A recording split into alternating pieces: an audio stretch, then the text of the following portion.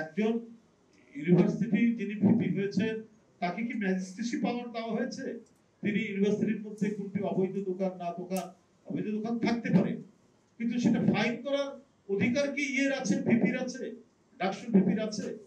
তিনি সেটা ফাইন করে ৩,০০০ টাকা ফাইন করে সেটা আবার নিচ্ছেন পার্টি, কি বলে ওদের ওটাকে, বাইতুল মাল, বাইতুল মালের জমা দিচ্ছেন। এটা কোনো আইনগত ভিত্তি আছে?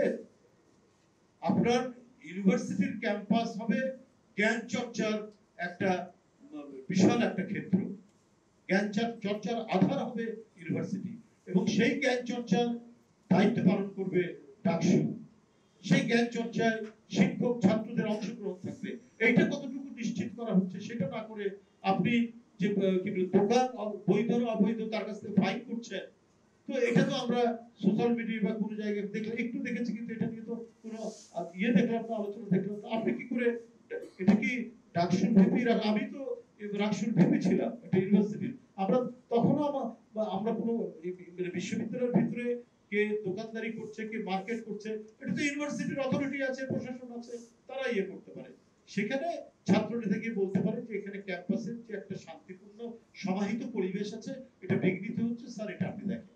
আপনি গিয়ে ফাইন করে দিচ্ছেন, আর সেই ফাইনের টাকা যাচ্ছে জামাতের বাইতুল মালে।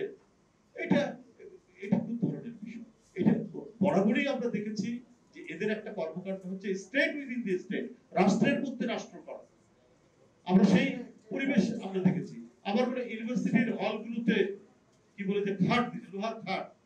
ভাই এটা কি ইয়ের দায়িত্ব নাকি কোন রাজনৈতিক সংগঠন বা ডাকসুর দায়িত্ব?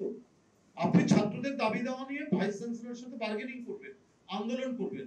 এখানে কি বলে যে বাসস্থানের সমস্যা আছে, ছাত্রদের থাকার কোনো পর্যাপ্ত মানে ইয়ে নাই, খাট নাই, চৌকি নাই, এটার ব্যবস্থা ইয়ে করতে পারে কি না? এটা হচ্ছে পার্টির তরফ থেকে প্রশাসনকে কিছু লোহার খাট ১০০ না ১৫০ দেওয়া হচ্ছে।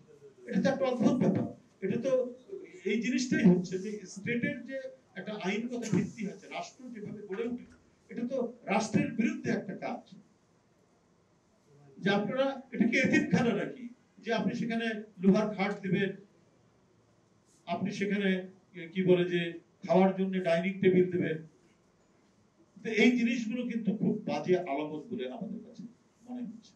এবং এই যে পরিবর্তিত পরিস্থিতিতে আজকে পার্শ্ববর্তী দেশ থেকে যে ধরনের হুমকি হুঙ্কার ক্রমাগত ভাবে আসছে, বর্তমান যে রাজনৈতিক পরিস্থিতি যেভাবে যাচ্ছে, যেভাবে এগোচ্ছে, এবং যে সমস্ত শক্তির উত্থান ঘটছে, এটাও এক ধরনের আমাদের সার্বভৌমত্ব এবং স্বাধীনতার মানে অটুট রাখার জন্য একটা বড় ধরনের, আমি মনে করি যে একটা ষড়যন্ত্র চক্রান্ত পাকিয়ে তোলার সুযোগ সৃষ্টি হবে, সুযোগ